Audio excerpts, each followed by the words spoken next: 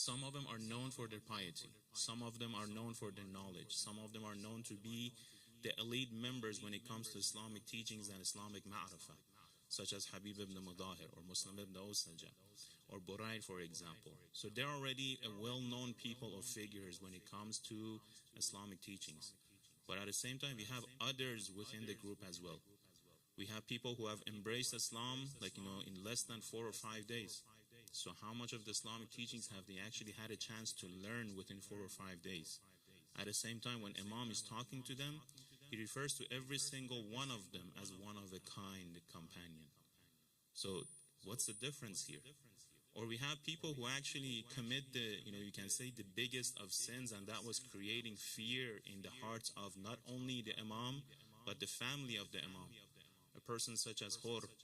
But at the same time, at the very last minute, he makes the change and he joins the companion. And again, he falls within the same category of becoming, one of the unique companions that the history of mankind will never see. So what happens to the previous actions? Every single one of these, examples that we look, it can be answered using the very same ayah, in which Allah subhanahu wa ta'ala gives this great, tiding to every single mu'min or mu'minah, that those who follow you in faith, and they may differ in terms of the action, and that was the third topic.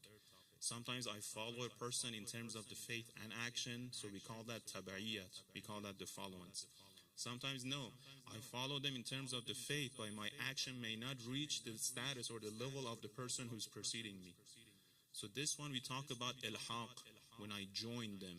When I join them while I still maintain my deeds and he or she maintains his or her deeds. So it's a matter of joining at the same status, at the same level, while everybody's keeping their own a'mal and deeds. Nothing gets changed between the deeds, don't go about this wrong. No, we just get permission to enter, as we say, the higher stage. We get the invitation to enter the stage in which, for example, the ashab are at. As if you get the entry, permit. So this is the topic in which we refer to as ilhaq. The one who's below in terms of the actions joins the one who is higher in terms of the action and faith.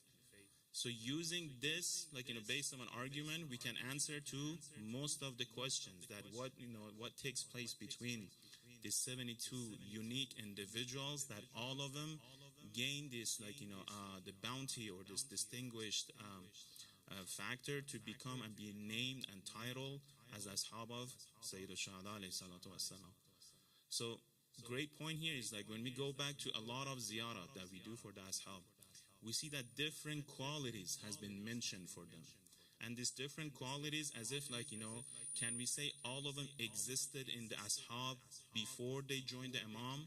Or no, they started to manifest itself after they joined the Imam. And that's when it becomes very interesting. Because from this topic of ilhaq, when the lower one joins the higher one, then the characteristics of the one who's higher starts to show itself, it starts to express itself in the one who's joining. And that's what makes the ashab so unique. In a sense, when Imam al-Hussein is talking to the ashab, he's talking to the mirrors of the qualities of himself. And in a sense, when we look at the ashab, we see the qualities of Abu Abdullah al-Hussein. When we look at Imam al-Hussein, we see the perfect image of the attributes and deeds of Allah subhanahu wa ta'ala. So they use the example of the mirrors. They say we all are we're acting, the function that we have is a function of a mirror. We show something else. The ayah in Arabic or in English, they usually translate it to a sign. What does a sign indicate? Something else. It never indicates its own self. For example, you look at a traffic light, you never say, okay, the red light is the red light because of being red itself. No, the red light indicates something, means to stop. You look at the stop sign and you always read the stop, but you never consider, okay, the stop sign means the letter S-T-O-P. No, it says to stop there. It always indicates something else. It never talks about itself. So in a sense, every single one of us, we are ayahs. We are sign in which we indicate or we point towards something else. But this sign that we have, this mirror that we have, it may become polluted. It may become, as I said, dirty. It may not reflect as the pure image as it is supposed to function. What happens if the mirror becomes extremely dirty? We cannot see anything in it. Now, at the same time, the mirrors that we talk about has different sizes, different shapes, different, like, let's say, portions. So when we look at the ashab, that's why, the whole topic falls within this, like, this subject of al-haq, as if, like, all of them are different pieces of the mirrors, in which that, like, no matter which one we look at, we see the image of Abu Abdullah al-Hussein. It's not like they talk about themselves. It's not like they talk about their qualities. It's not like they talk about their background, their resume, their achievements of, like, who were they and who were their families and who were, like, how much of the stuff they have accomplished.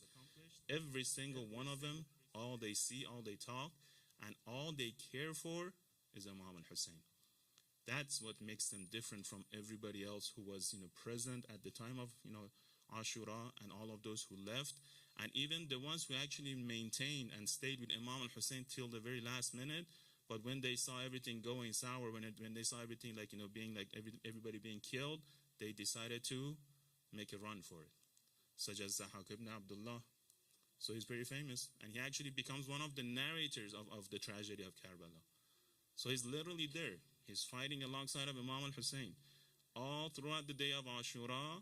But at the end, when he sees nobody's left, he goes back to Imam and he reminds Imam of the promise.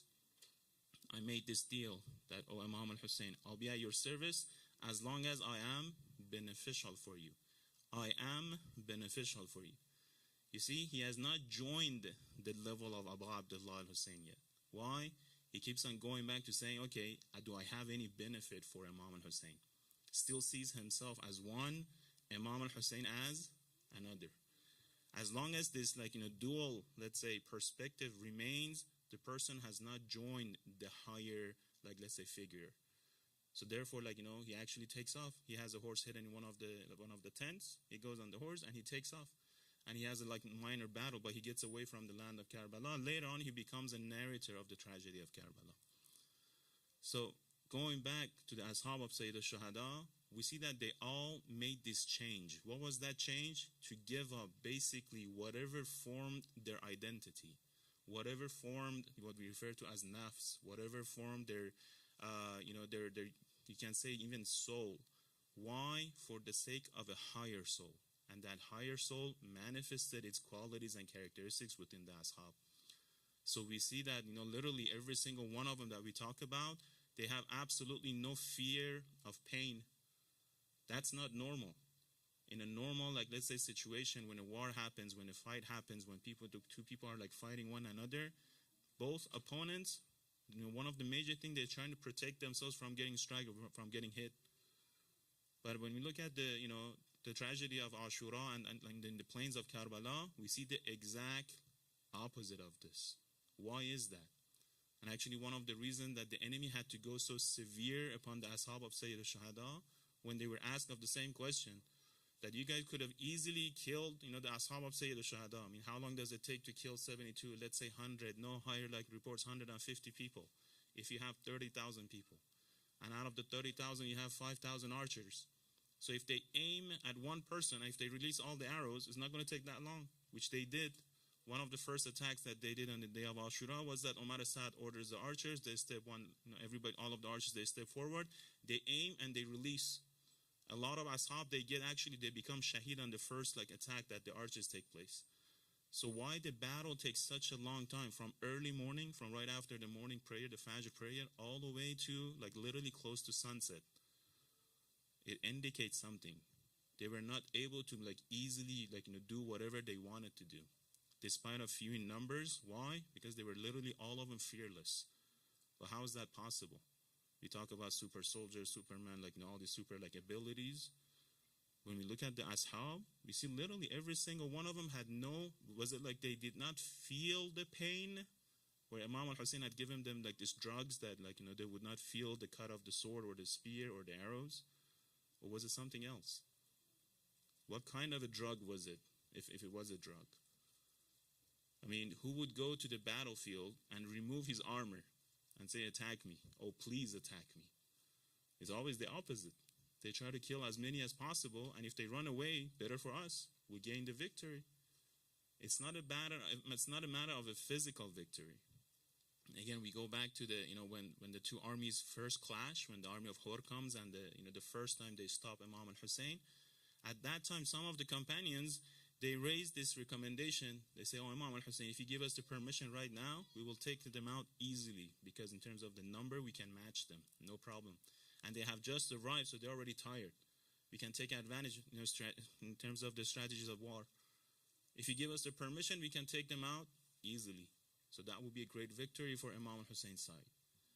If he's going for that, what we call the political victory, the Zahiri aspect, he could have easily taken out, the army of Hur, no problem. Not even that, on the day of Ashura, why Imam al-Hussein does not give the permission to someone such as Hazrat Abbas to go and fight in the battle? We know him for being a warrior. We know that the intention that Amir al-Mu'mineen had when he married, Lady Rabah for the same reason, for Lady al-Banin for the same reason. Why did he go and found a woman from a tribe who was known for their for being brave and having this courage? He wanted a warrior. But for a warrior not to give him permission to fight, it indicates that there is higher purpose. And that higher purpose comes with the same topic of joinment. Imam al-Hussein has opened the path for every single person who's present at the tragedy of Ashura, and everybody from that day till now until future. Why? To join the status in which Imam al-Hussein resides. See that how high it goes? To join that status, despite of the actions. And that's the beautiful fact about Abu Abdullah al-Hussein.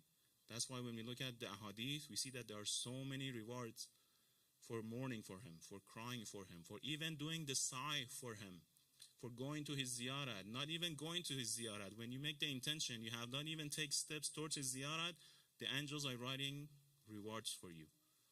We don't have this one for any other deeds within the religion. We have to complete the act, then we get the reward. For the ziyarat of Imam al-Hussein, they give you the reward before you even start the act. Why? Because he becomes that, manifestation in which Allah subhanahu wa ta'ala has given to him.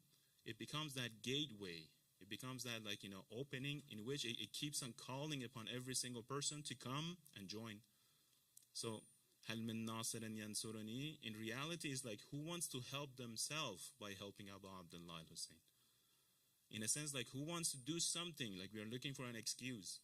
For the sake of this one small deed, I want to make sure I join the ones who were before me. That's how it becomes and that's why we see so many people join Imam al-Hussein at the very last minute. Because he all of a sudden clicked, they got the message that, when they go, Imam al-Hussein takes care of them. And I mentioned the hadith last night by Imam al-Jawad alayhi salatu wassalam. Allahumma.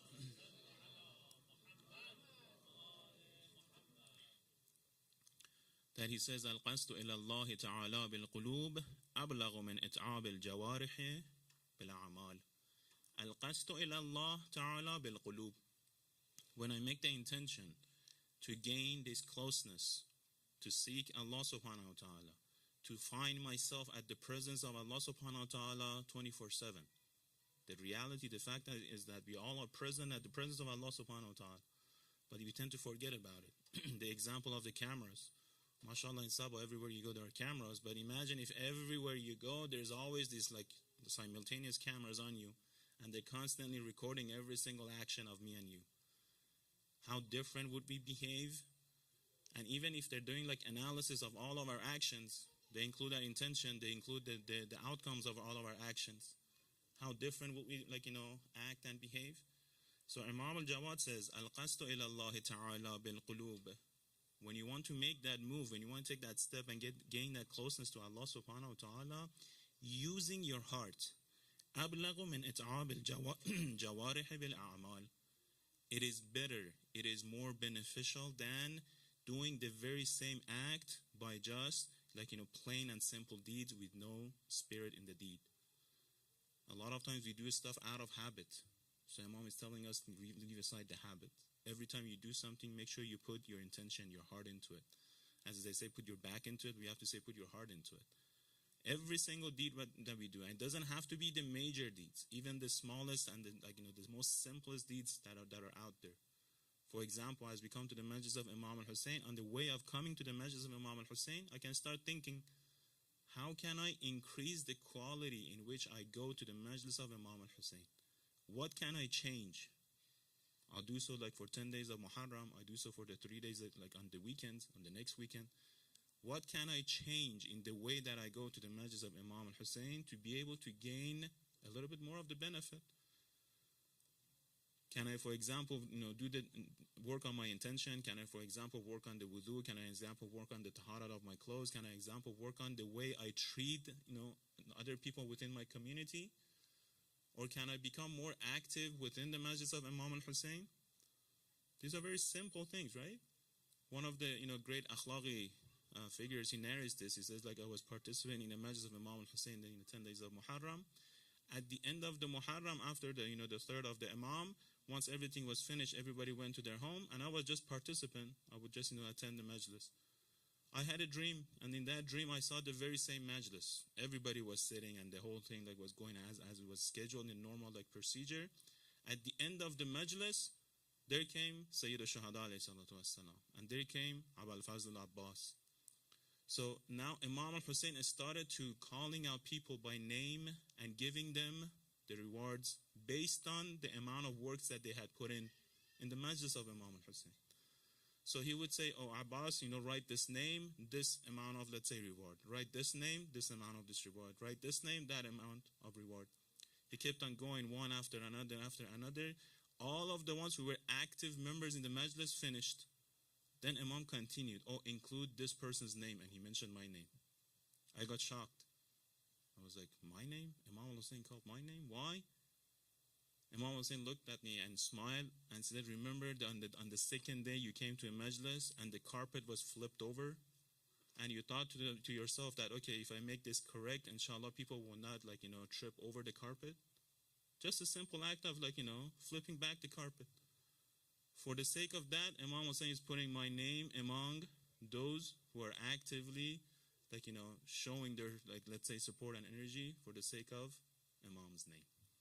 So it can be a very simple change, but as long as we maintain it. Again, changing the first part is easy, but maintaining it is very hard. Like, let's say you want to go on a diet. First day we're good, second day we're good, third day we're good. After that, we tend to forget about it. You want to, work on your body. You want to become a bodybuilder. You go to gym first day, second day, third day. After that, tend to forget about that. You want to gain new skills. You want to learn about new programming language. You want to learn about, different, new skill sets. I'm going to learn about Arabic. I'm going to become, a perfect, in terms of the hadith sciences. We read a couple of pages of the first book, then we become tired. So starting it is easy. It takes that willpower, but maintaining it is when it becomes a little bit more difficult. So here we have to go back to the ashab of Sayyid al-Shuhada. What is it that they did that they were able to maintain their loyalty to Imam al-Hussein? They made the call, they made the switch at one instant, but they maintained it for a good amount, to the point that, again, they did not feel any pain for the cuts or the wounds that they were getting. So what's the difference? The same thing, that when we tend to forget about literally whatever we have, and we tend to focus and concentrate on the higher, the person, or the higher being, if you want to say. Meaning, we take all of the concentration we have, instead of saying, okay, oh, Imam al-Hussein, I did this for you, I did that for you, alhamdulillah, I went to 10 days of majlis, I'm going to remove all that aside. I'm going to say, all that is finished, is vanished, it's erased. What am I left with? Only the name of Imam al-Hussein. So I concentrate on him. I focus on him. And that's why Sheikh Jafar al-Shushtari, he has a great book called Khasa'is al-Husayniyah. Highly recommend for everybody to go and read it. He talks about it, in different aspects about the blessings of Abu Abdullah al-Hussein. And in that one, he talks about, when he's one of a kind in terms of, no matter what you do, you just want to, sit down and start to cry and mourn for Imam al-Hussein. Then he starts giving examples. He says, whoever remembers his name, just mentions the name of Hussein, automatically gains this sadness within his heart. Whoever takes a look at his golden dome, gains that sourness within, or feels that sourness within his heart. Whoever embraces him, and he refers back to the time of Nabi Rasulullah and Amir al-Mu'mineen, which both of them, every time they embraced Abu Abdullah al-Hussein, they would cry for him. Whoever see his beautiful face, they feel this sense of sorrow and grief for Imam al-Hussein. Not even him, but even, for example, the land of Karbala. When we hear the name of Karbala, we automatically get in the stage of mourning and commemoration. When we talk about even the turba of Sayyid al-Shuhada, one of the things we have in ahadith is the one who senses and smells the turba of Sayyid al-Shuhada, automatically the grief of Imam al-Hussein comes to his or her heart. So in a sense, everything that belongs to Sayyid al-Shuhada, so the Masjid of Sayyid al-Shuhada is no different. So when I come to the Masjid of Sayyid al-Shuhada, I have to make sure that I bring that amount of respect that is due. That's the bare minimum that I can do. And that's why we see among the ashab, the golden key that most of them made the switch was the fact that they were maintaining the respect that was due towards the Imam and the Ahlul Bayt, especially Hur. He has done the worst of the action, but just by maintaining that respect, he was able to finally make that call and make that switch. And we see that among the ashab, and that's why they were racing one another. They were racing, literally racing. يُسَارِعُونَ فِي الْخَيْرَاتِ. That's what the Quran says. The mu'mineen and mu'minat are the ones who, they race one another towards the khairat, towards the good deeds. And that's what we see among the companions of Abu Abdullah. Literally, they were racing one another to say, okay, I'm going to go first. No, I'm going to beat you to that. I'm going to go first. But that's not normal, again, when it comes to the typical wars or the battles that we see. So what triggers that? And can we trigger that right now as we are living 1400 years past that? Can we do the same thing when it comes to our connection, to our bond with our Imam of time, Sahib al-Asr wa Zaman? Or no, is this something that we only talk about it and we leave it in history? The ayah of the Quran talks about a reality, yes? This reality never changes. People, time, place may change, but the reality is always reality. Allah being Allah is always Allah. The angels being there is always there. Heaven and hell is always. What do we do the talqin to the mayyit? To testify that all of the stuff that we have learned is actually haqq, is reality, because now he sees it. Before that, he was not aware of it, but now when at the time of death, at the time of departure, he finally sees the reality. It's not that it's not there all of a sudden appears. No, it's there, we're just not focusing on it. We're not paying attention towards it. So the same thing goes back here. This stage of joining the higher, let's say, person, the higher person in terms of the status is always open. So when it comes to us, when it comes to the duty that we have, especially towards our Imam of time, is to find a way in order to get connected to him, in order to gain that, that sense of bond, between ourselves and our Imam of time. Otherwise, I'm just going in circles and circles and circles. I keep on coming to the Masjid of Imam al-Hussein, I go back in the same situation that I walked in. For some, it actually become even worse. I look back in history, I say, okay, back in the years, when I was younger, I was able to do a lot of volunteer work, but now that I have aged, I don't do any of the volunteer works. I actually expect others to do services for me. So that means something has changed here. I'm here to provide services for the sake of Imam al-Hussein, or I'm here to expect services because I'm such and such. Very big difference. See how the nafs grows, even when we're doing something good with such a great label on it. So we always have to go back and have this review, inshallah, that, okay, the actions that I'm taking, is this parting out of my own desires? Or no, it is actually something that is moving me and giving me that closeness to Allah subhanahu wa ta'ala. Which is why Imam al-Jawad says, Al-Qastu ila Allah ta'ala bil-qulub ablagu min it'ab al-jawarih bil-a'mal. I can do so many deeds, but at the same time, if there is no great intention in it, as if nothing. Look at the side of the, Umar Asad.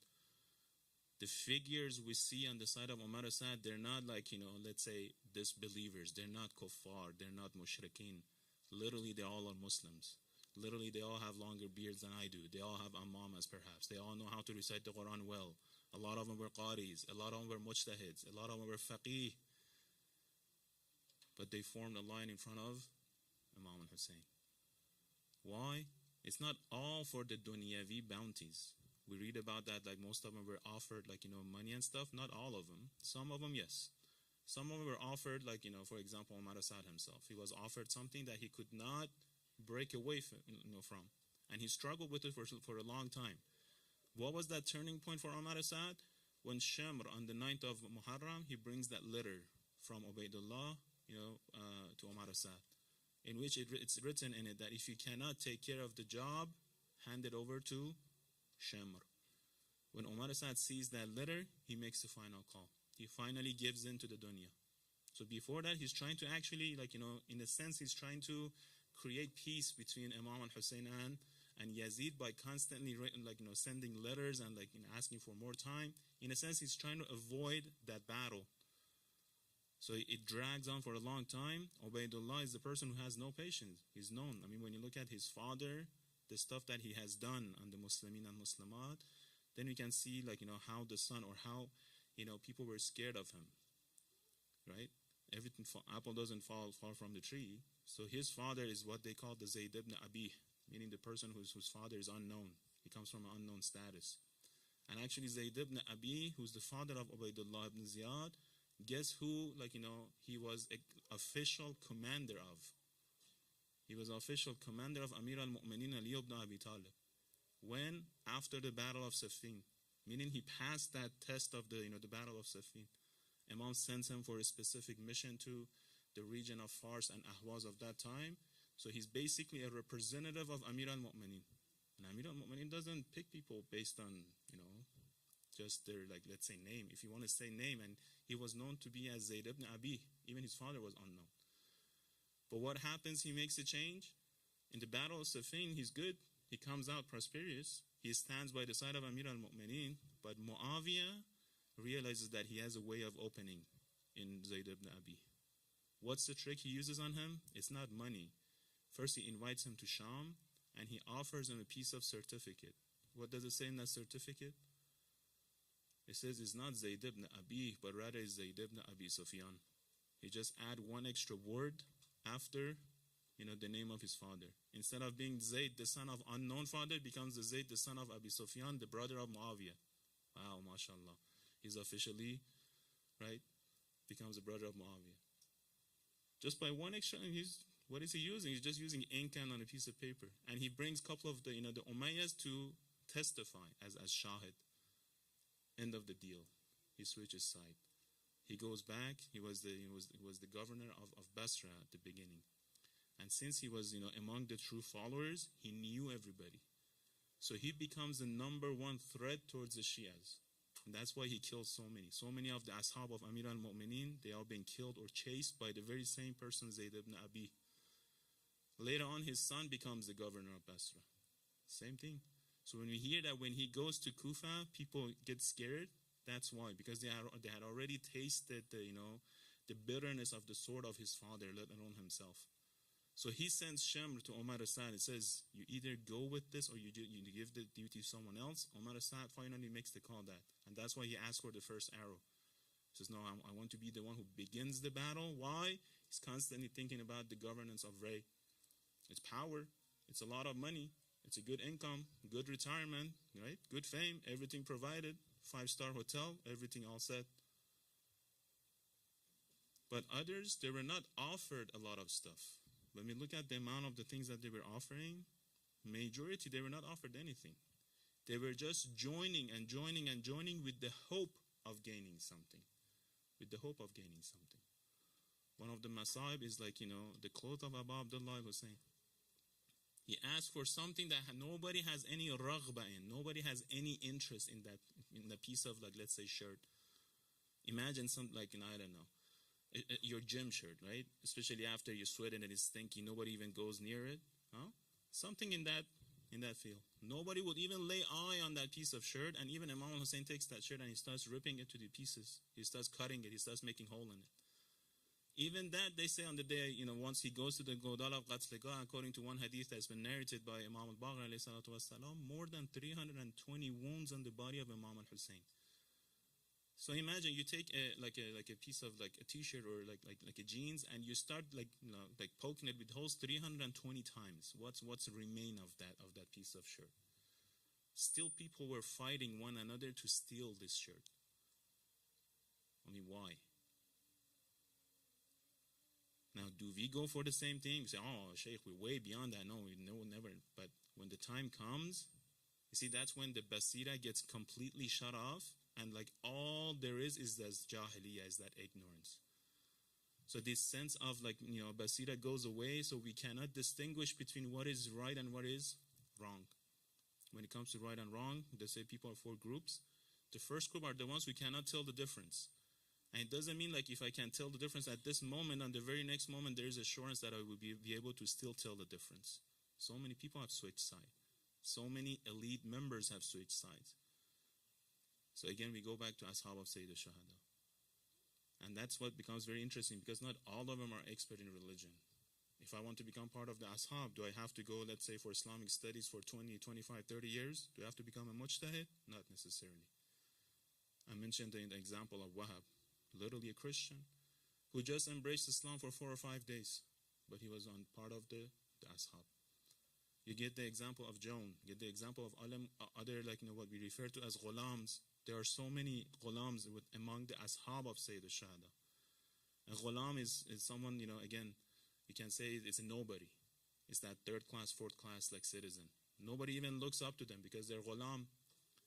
But every time we go, and not only we, whoever goes, to Karbala from, let's say, 1300 years ago, all the way till future, whoever goes there, when they do their salam, they say, Bi'abi antum wa ummi. May my father and my mother be sacrificed for you, including the ghulams. That's how they can go. That's how high they can go. And actually, usually one of the questions asked is this, like, when we say Bi'abi antum wa ummi, like, we are at the same level, right? We're saying, okay, may my parents be sacrificed for you. But questions, would Imam al-Ma'asum recite the same ziyarah? Would he say the same thing? Would he say to the ashab, Bi'abi antum wa ummi? Or would he change the phrase? Some of the scholars says no, they actually use the very same phrase. Why? Because when they say Bi'abi antum wa ummi, they're not looking at their individual identity. They're not looking as for example, Joan as Joan. They're not looking as Muslim, not looking as, like, for example, Sa'id as Sa'id. No, they're looking at the image of Abu Abdullah al-Hussein among the companions.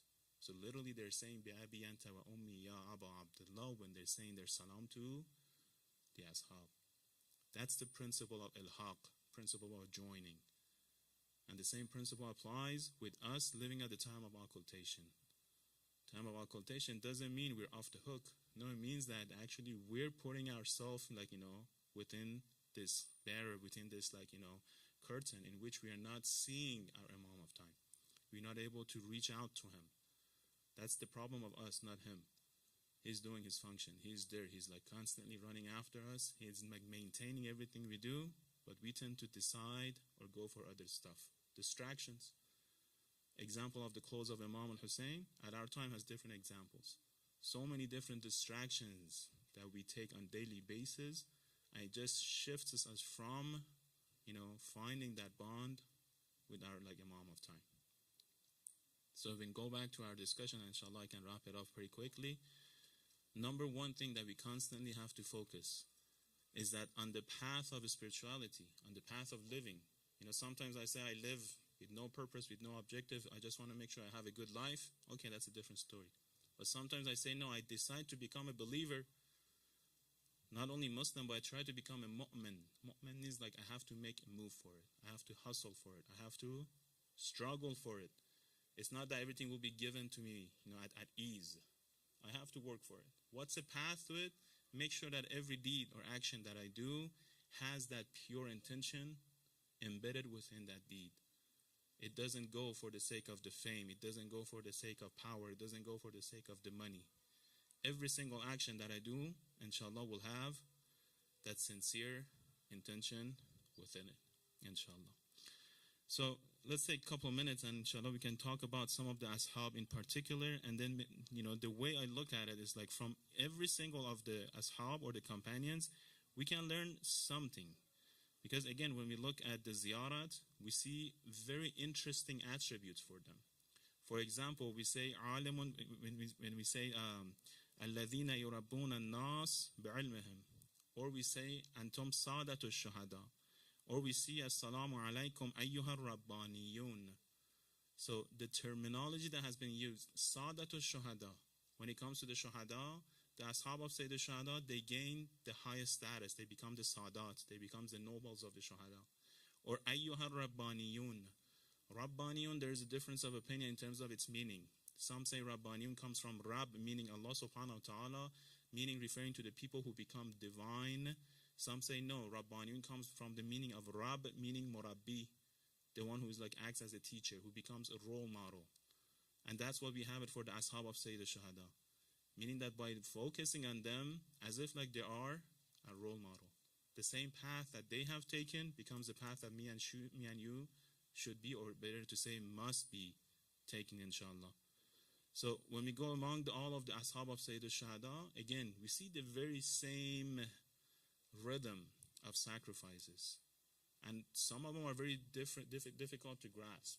I mean, you look at the Sayyid ibn Abdullah Hanafi.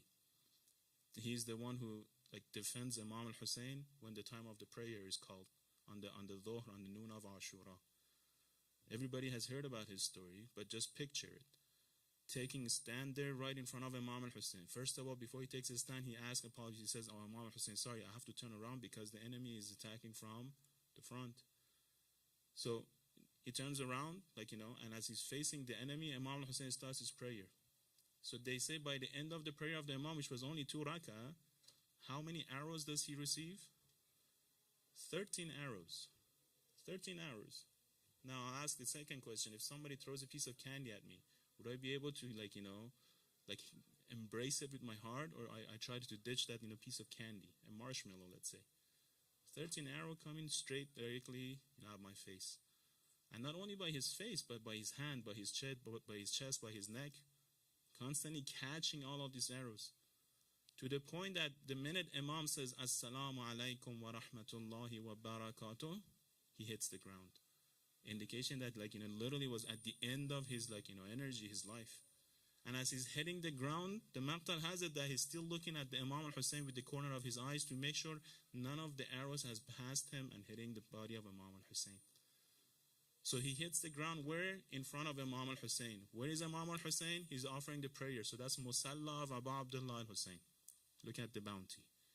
Hitting the ground on the Musalla of Abu Abdullah al-Hussein while sacrificing his life, receiving at least 13 arrows, when? Right after the prayer of Imam al-Hussein.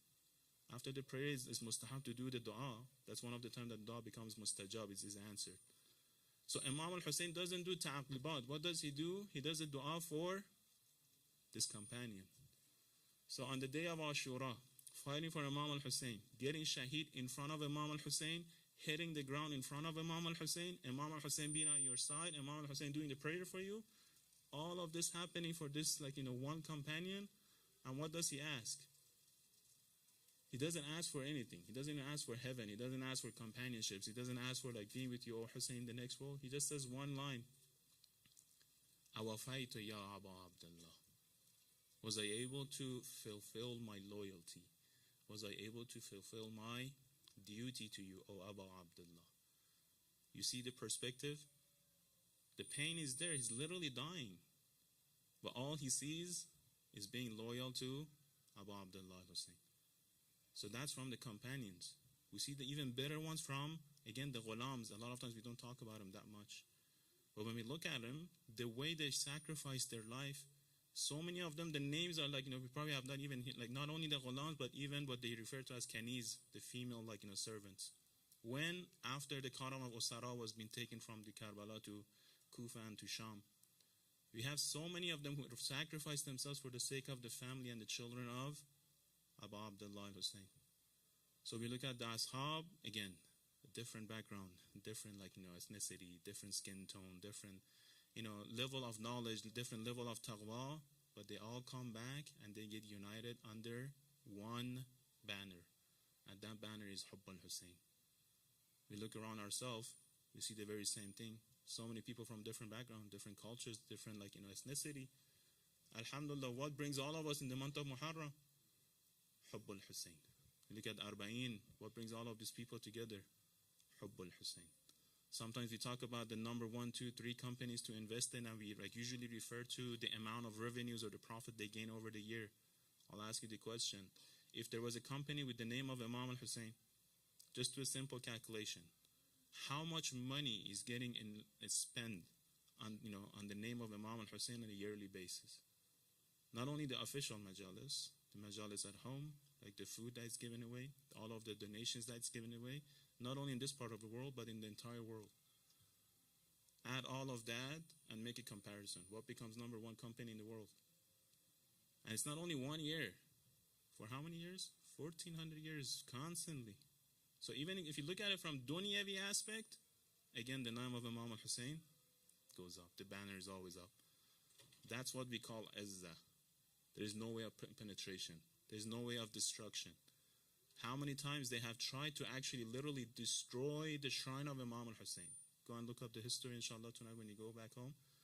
See how many different times the Khulafa, the tyrant Khalifs, they were trying to destroy the shrine of Imam al-Hussein. Recite the salawat. Allahumma salli ala Muhammad wa ala Muhammad. Starting from the time of Abbasis all the way to the time, like current time, even at the time of Saddam, he tried to go in the shrine using a tank, and there are some pictures of it. Go look at the time of Mutawakkil, for example. What does he do? Not only he destroys the entire land, but he uses cows to pound and literally turn over the soil of Karbala. But they say as it reached the grave of Imam al-Hussein, the cows were not moving. The cow understands. So they were beating them. They would not go forward. They were beating them. They would probably die, but they would not step 1 foot forward because they knew how holistic was the grave of Imam al-Hussein. So the cow understands, but the person who's called human doesn't understand. Not only that, they planted stuff over the grave of Imam al-Hussein. They planted vegetables. But you look at it today, how magnificent has it become? You look at the history, again, they tried different tactics. Destroying the shrine, now putting pressure on those who go to visit the shrine. They said they were killing the people who would go for the ziyarat of Imam al-Hussein. But they saw so many people going there. So they changed their strategy. They had a business mind. They were entrepreneurs. So, okay, so many people, we can collect money from them. We collect taxes. But along with the taxes, because we don't want them only to pay, we cut off their middle, small finger. So the first year, they say whoever wants to go for ziyarah, they have to give up their small finger and they have to pay X amount of, let's say, dirham. Again, a lot of people came. Second year, they increased inflation. They say, okay, not only the small finger, we're going to cut the hands from the wrist, and we're going to ask for, let's say, 1,000 dirham. Again, a lot of people came. The third year, they say, okay, it's the way it's going, we cannot control it. We're going to cut off the arm from the elbow, and we're going to make sure that we ask them for 1,000 dinar, the golden coin. The golden coin equals to at least 10 or 100 dirhams. Again, a lot of people came. The same among all of the Zaireen, there was this old lady, old auntie.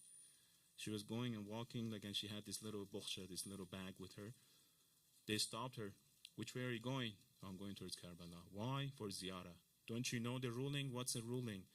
You have to pay 1,000 dinar, and you have to give up your right arm from the elbow.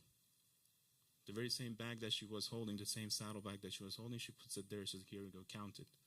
They start counting it. It's exactly 1,000 dinar. Second question, where did you get this money from? Oh, none of your no. Where did you get this money from? Because it's an old lady. For the entire year, I worked and worked and worked. I cleaned houses. I did that. I did this. Little by little, I compiled the money. I saved the money for this day. Now the next question. Okay, the second condition is to give up your right arm from the elbow to be cut off. She brings her left arm forward. The guard gets angry. So don't you understand what I'm telling you? Don't you understand English? I'm asking you for the right arm. Why are you bringing your left? She brings her left arm again. God gets very angry. I'm telling you to bring your right arm forward. Then she says, can't you see? Are you blind? I already given my right arm on the previous trip that I had for the ziyarat. Go ahead and take my left arm. No matter what they do to turn off the light of Abu Abdullah Hussein, it actually manifests even more and even more. That's what we see every day. So inshallah we can benefit from that ma'rifah tonight by reciting the ziyarat of Imam al-Hussein. Assalamu alayka ya Aba Abdullah wa ala al-arwah الروح التي حلت بفنائك عليك مني سلام الله أبدا ما بقيت وبقي الليل والنهار ولا جعله الله آخر العهد مني لزيارتكم. السلام على الحسين وعلى علي بن وعلى أولاد وعلى أصحاب. These nights they usually talk about the masaib of the usara and the prisoners and the family and the Ahlul Bayt and the progeny of Rasulullah and the family and the women and children of Abu Abdullah al-Hussein, including the companions. So when we look at the caravan of Imam al-Hussein, we see that mashallah, when it comes to the qualities, they're all one of a kind of ashab. So you can imagine what a group of people were left behind in the land of Karbala. Yet again, what a treatment. So again, in Islamic teachings, when somebody passes away, it becomes upon all of the close relatives to send food and take care of the family for 3 days so that they can only and solely focus on their marhumin and marhumat. But now we have the grandson of Rasulullah, we have Aziz Fatima on the plains of Karbala. And what do they do and how do they treat the household of Rasulullah, the family and the women and children of Abu Abdullah al-Hussein? Sometimes we talk about the last fervor of Imam al-Hussein when he goes to the Khiyam and he says, Alaykunna minni as-salam, Ya Zainab, Ya Kulsum, Ya Fatima, Ya Sukaina, Ya Ruqayya. I don't know, when Imam was saying his last farewell, was he actually seeing and witnessing what's going to go down within like a couple of hours? Because we have it in the Maqtal that when Imam al-Hussein wants to say his last farewell, as he's about to leave, this is narrated by Imam al-Baqir, if I'm not mistaken, he says that every single child within the caravan, they went and they rushed and they went towards Imam al-Hussein. Imam al-Hussein is not only the Imam, he's the father to some, he's the uncle to others, and he's the guardian towards others. Everybody loves him. So you can imagine the picture. Imam is standing there and all of these little children, they are rushing towards the Imam and everybody's trying to get a hold of the hand of the Imam. One to the small finger, one to the next finger, one to the thumb of the Imam. Everybody's saying the same thing. Oh, Imam al-Hussein, don't go. Don't leave us alone. At least take us back. And when Imam even gets on Zuljanah, the horse doesn't move. He looks down, he sees Bibi Sukaina standing there. This is where I say maybe Imam was seeing what's going to happen in a couple of hours. He gets down from the horse, he's like, what is it, my dear one? Bibi Sukaina says, no, not like this, you have to embrace me. So Imam al-Hussein embraces Bibi Sukaina. What is it, my dear one? She says, no, not like this. You have to let me place my head over on your shoulder. Imam says, go ahead. She places her head on the shoulder of Imam al-Hussein. Then Bibi Sukaina says, Baba Jan, not like this. You have to petty my head. Imam al-Hussein starts to petty the head of Bibi Sukaina. What is it, my dear one? You're already putting a burn into my heart. Can you tell me what is it that you want? Bibi Sukaina says one line. He says, oh, Abu Abdullah, when the news of the Shahada of Muslim ibn Aqil reached the caravan, the very first thing you did, you went after the children of Muslim ibn Aqil.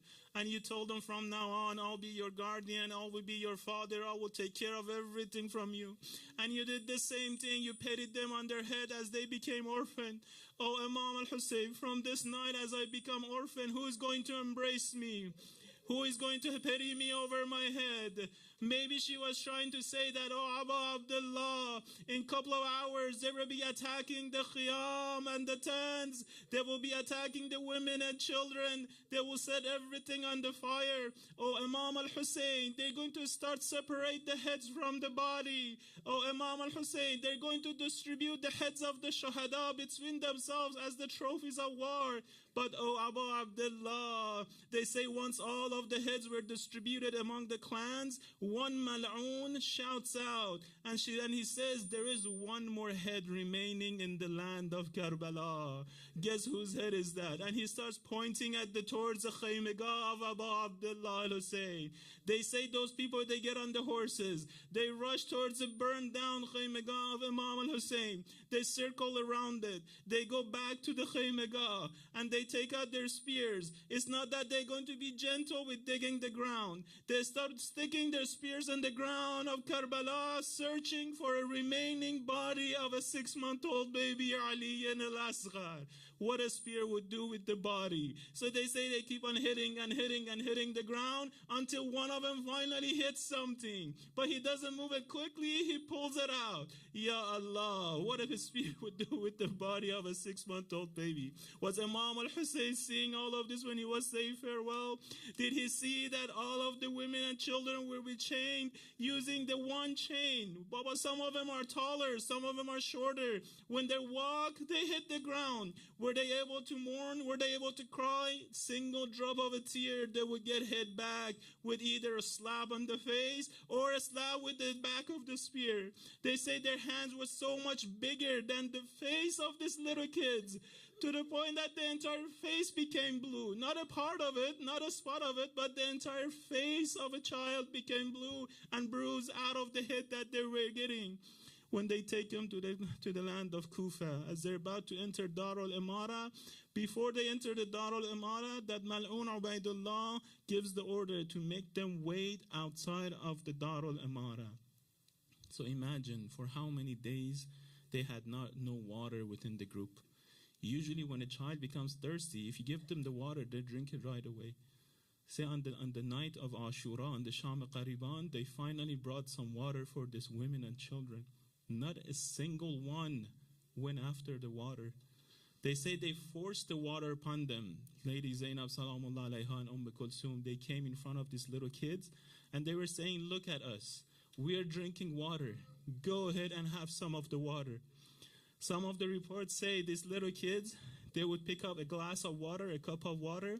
Some of them would start throwing the water away back to the plains of Karbala. We don't want water. Others who were a little bit older, they would take their water, the share of water, they would give it to the younger ones. Oh, you guys have it. I don't want any water. And the very young ones, they would pick up the glasses of water and they would start walking towards the Godal of Qatlegah. How can I have water when the Aziza Fatima has been slain there without having a single drop of water? A little kid has so much ma'arifah. So for so many days, at least 3 days, including the 12th and the 13th of Muharram, close to 5 days, no sense of water or food. They have been taken to the city of Kufa. Now Ubaidullah says, make them wait. They say the stage that this Usara entered the city as if they were the Usara of the Kharijis, as if they were the Usara of non-believers. So people felt so pity. They saw their pale faces. They saw their skin colors already changing the color because of so much sunshine. They saw how devastating the attire of these women and children were. So all of the women and children, they started to bringing something. Some people brought clothes. Some people brought food. Some people brought dates. All of a sudden, Lady Zainab stands up and says, Sadaqah is haram upon us. Don't treat us with sadaqah. You're the very same ones who killed us. Now you come about and give us tabarruk. Shame upon you. Shame upon you. When there is no basira, this is what happens. They kill, then they offer condolences. They do all of the matam, they do all the masaib, and they offer condolences. The basira has to be there. But la yawm ka yawmika ya Abu Abdullah. We say, oh, Imam al-Hussein. Still, they offered water. Still, they offered food. Still, no matter how much of the masaib there is, they offered something. But la yawm كَيَوْمِكَ يَا أَبَا Abdullah. No days like the day of you, O Imam al-Hussein. When you were looking at the Godal of Qatlegah, you looked to your right and you looked to your left. You saw a pile of bodies on your right. You saw a pile of bodies on the left. You look at Alqama and you saw one body laying there. And you shout out, O Abbas, O Ali Akbar, O Qasim, O Habib, O Muslim, where are you guys? How come when I call you, you do not answer my call? Then you shout out, هل من ناصر ينصرني هل من ضاب يذب عن حرم الله. The cries of women and children went to the sky. One cry passed every other cry. That was the cry of the very saved six-month baby Ali and Al-Asghar. So you made the turn. You went back towards the Khaymagah. You asked from Zainab, Zainab, Naveluni at-Tifl as-Saqir. Bring my little kid. I want to say my last farewell to him. La ilaha illallah. In a couple of days, in 3 days, they say Bani Asad, they come out to bury the bodies of Shuhada after 3 days. But what they're seeing, they are witnessing. They cannot tell anything from anybody. The bodies, the conditions of the bodies. They say it was so severe. Not only they didn't have the head in the bodies, but they could not tell the front from the back of the bodies of the Shuhada. The sun has shined so much on the skin of the Shuhada that the skin color has changed already. So they become wonder. We say they become muztar. They don't know what to do. All of a sudden, a man approaches them from far beyond. He gets closer and he gets closer. The very first thing he says, bring me a buriya. A buriya is a piece of mattress. He takes a piece of mattress and he gets down. He starts picking up and compiling and picking up these pieces of body.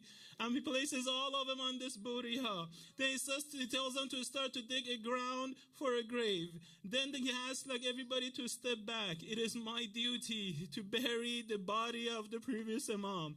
So he takes the buriya and he lifts whatever is remain of the body of Abu Abdullah al-Hussein. He lays it down in the grave. One of the mustahabbat is that when you go inside of the grave, you have to make sure you place the face of the mayyit towards the Qibla. So Imam al-Sajjad is inside of the grave and he's looking at the body of Imam al-Hussein. How can I do this mustahab act? Imam will never miss a good deed, but here's a mustahab act that Imam has no option, has no choice. How can he place the face of Imam al-Hussein towards the Qibla when there is no head in the body? So they say he leans down and he gives the one last kiss to the cut-off vein of Imam al-Hussein, and he starts to mourn and cry for Abu Abdullah so hard, that so much that the people start thinking that Imam al-Sajjad has said his farewell in the grave of Imam al-Hussein. So they go down, they help him, they bring him up from the grave.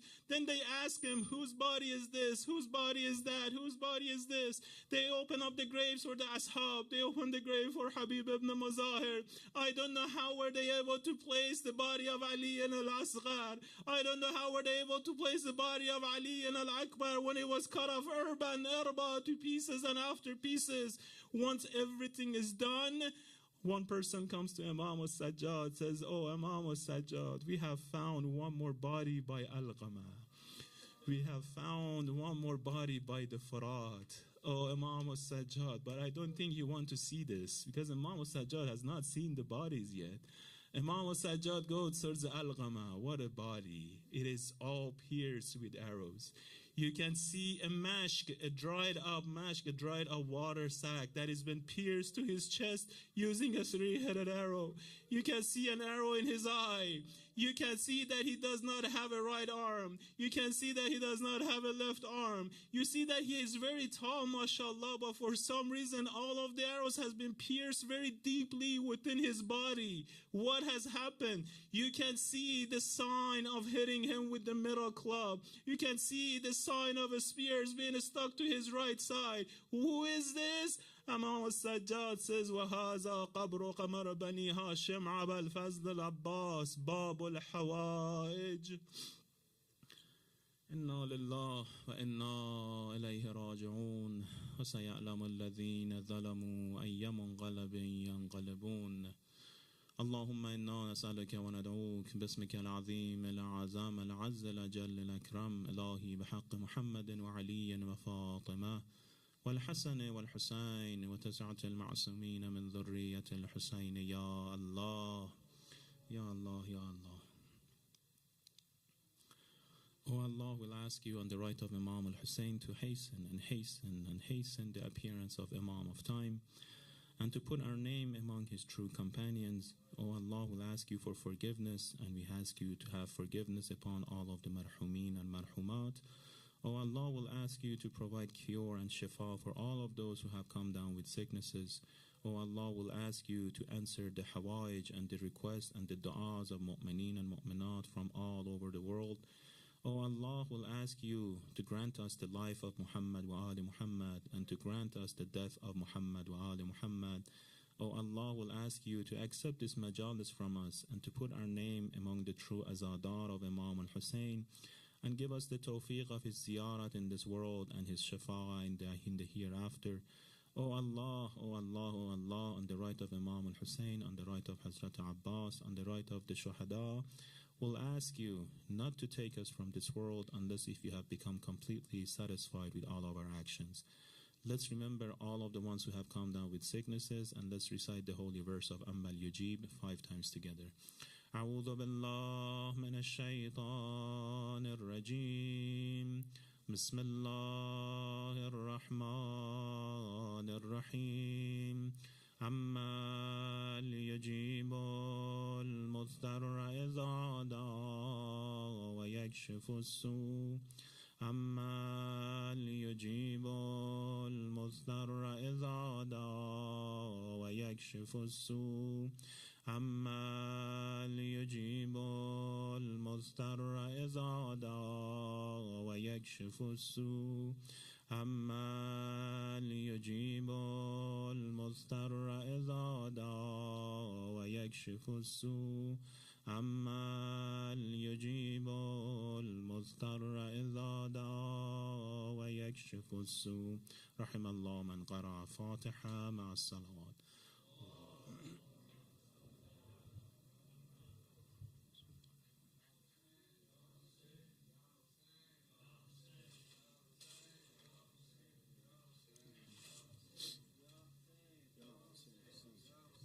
Ya Hussein,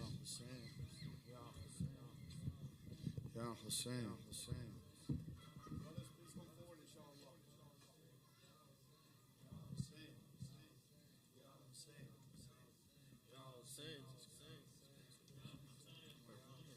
No, I'll keep on the stand. Perfect. Ya Hussein, Ya Hussein, Ya Hussein, Ya Hussein, Ya Hussein, Ya Hussein.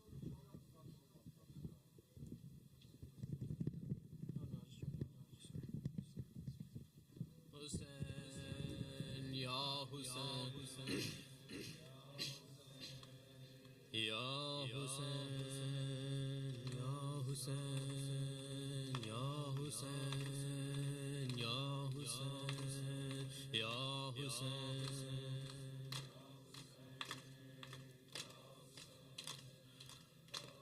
Baba, hold me close.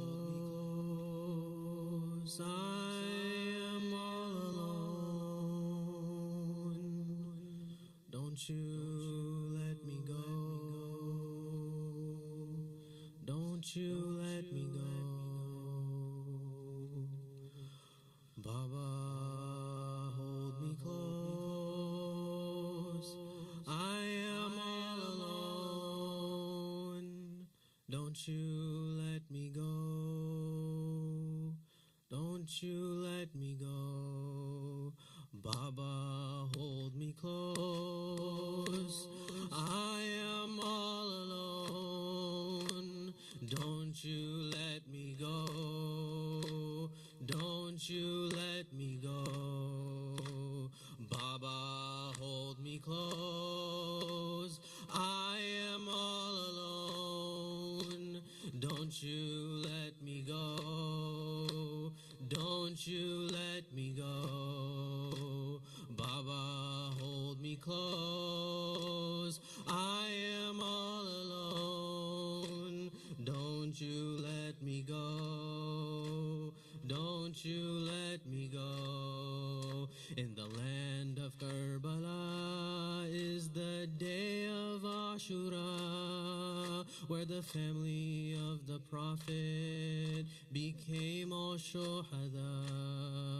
In the middle of the camp is a daughter of Hussein, looking for some water to quench her brother's vein. In the middle of the camp is a daughter of Hussein, looking at the plains where her brothers lay slain. Baba, hold me close. I am all alone. Don't you let me go. Don't you let me go. Baba, hold me close. I am all alone. Don't you let me go. Don't you let me go. Baba, hold me close. I am all alone. Don't you let me go. Don't you let me go. Next to the river of Furat is the body of Abbas, arms cutting off. Hussein gives a response. My back's finally broken. Oh Lord, do you see the sacrifice we made and the way they made us bleed? From rocks, spears, and arrows, they never held back as one evil man gives Sakina a slap. Baba, hold me close. I am all alone. Don't you let me go. Don't you let me go. Baba, hold me close. I am all alone. Don't you let me go. Don't you let me go. Baba, hold me close. I am all alone. Don't you let me go. Don't you let me go. In chains towards the prison, I can't explain the horrors. From their families' heads on spears, they endured so much torture. Dragged to the court of Yazid, Zainab stands to speak and mentions all the pain and all the cruelty, how they snatched at their cloaks and burned their tents, how they sat on Hussein's chest and then cut off his neck. Baba, hold me close. I am all alone. Don't you let me go. Don't you let me go. Baba, hold me close. I am all alone. Don't you let me go. Don't you let me go. Baba, hold me close. I am all alone. Don't you let me go. Don't you let me go. For you our cries, O Hussein, tears in our eyes, O Hussein. For you our cries, O Hussein, tears in our eyes, O Hussein. For you everything we give, for you our lives, O Hussein. For you everything we give, for you our lives, O Hussein. Following the Shuhada, caravan of love, Mawla, our manners can be seen from the skies above, Mawla.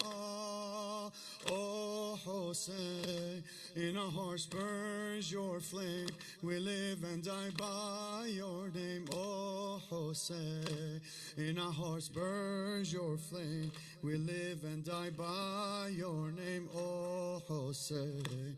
In our hearts burns your flame. We live and die by you. Thar Allah, Ya Mawla, Thar Allah, Ya Mawla.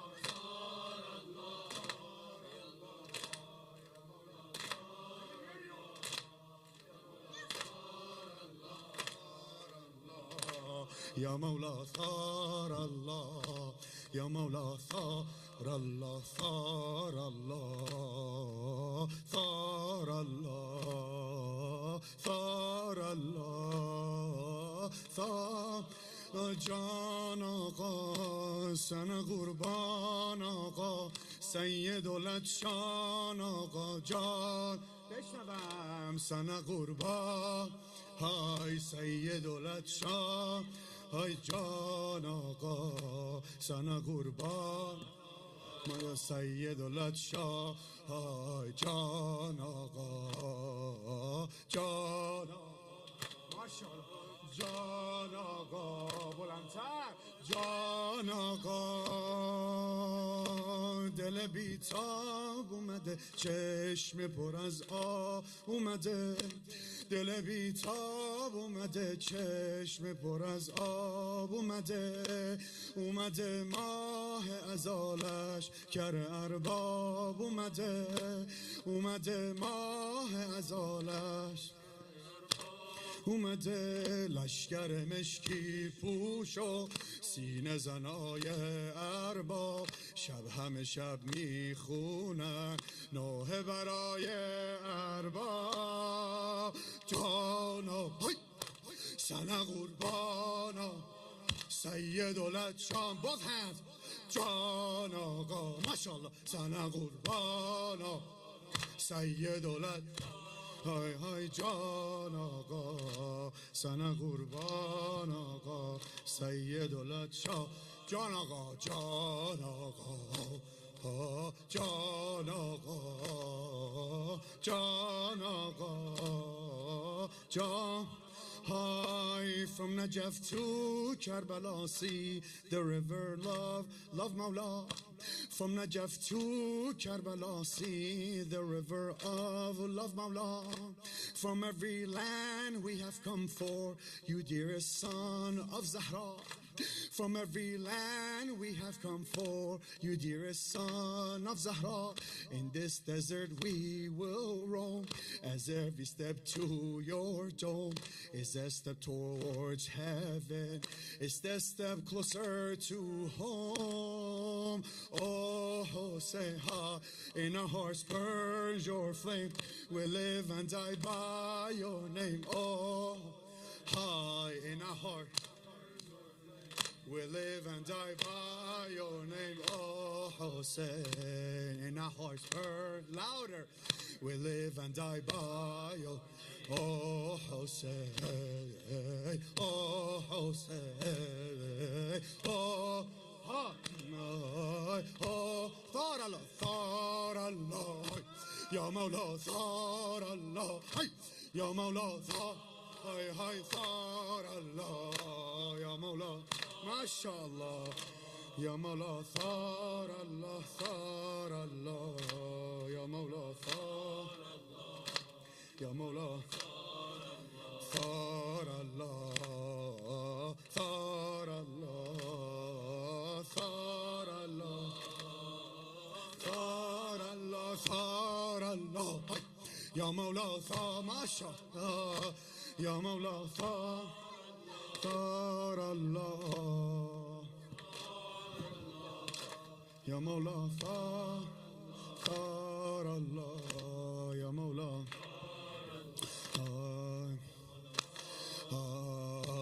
We wish to cry where you fell and where you said your last farewell. We wish to cry where you fell and where you had said your farewell. Where you let go all you had, the place where none were left to help. Where you let go all you had, the place where none were left to help. Our tears will now be a flood for your enemy. Our tears will now be a flood for your enemy. No, yes, it will ever stand until your love lives in me. Oh Hussein, in our hearts burn. Hey, we live and die by your name. Oh Masha, in our hearts burns your flame. We live and die by your name, oh Hussein. In our hearts burns your flame. We live and Can Agha, Sana Gurba, Hai, Sayyidul Shah, Can Agha, Sana Gurba, Can Agha, Sana Gurba. Sayyidul Shah, Can Agha, Can Agha, Can Agha, Can Agha, Can Agha, Sayyidul Shah, Hamdidul Shah, Can Agha, Sana Qurbana, Sayyidul Shah, Can Agha. Sana Qurban Aqa Sayyidul Hai Thar Allah Ya Mawla Thar Allah Ya Mawla Thar Hai Thar Allah Ya Mawla Thar Ya Mawla Thar Thar Allah Ya Mawla Thar Ya Mawla Thar Hai Thar Allah Thar Allah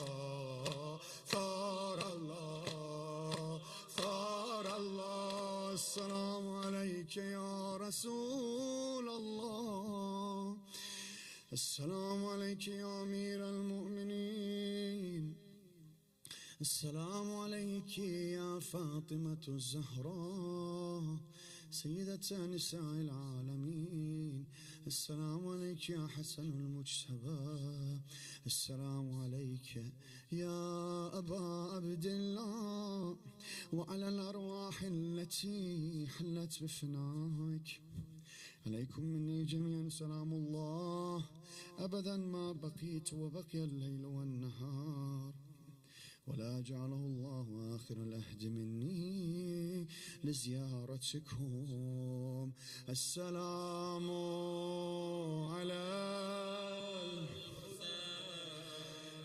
وعلى علي بن الحسين وعلى أولاد الحسين وعلى أصحاب الحسين وعلى جميع شهداء كربلاء خصوصا أبا الفضل العباس السلام عليك يا تسعة المعصومين من ذرية الحسين لا سيما بقية الله في أرضه السلام عليك يا صاحب العصر والزمان الأمان الأمان الأمان من فتنة الزمان السلام عليك يا خليفة الرحمن السلام عليك يا شريك القرآن أجل الله تعالى فرجه الشريف السلام عليكم ورحمة الله وبركاته إلى أرواح المؤمنين والمؤمنات خصوصا مرحومين في الجمع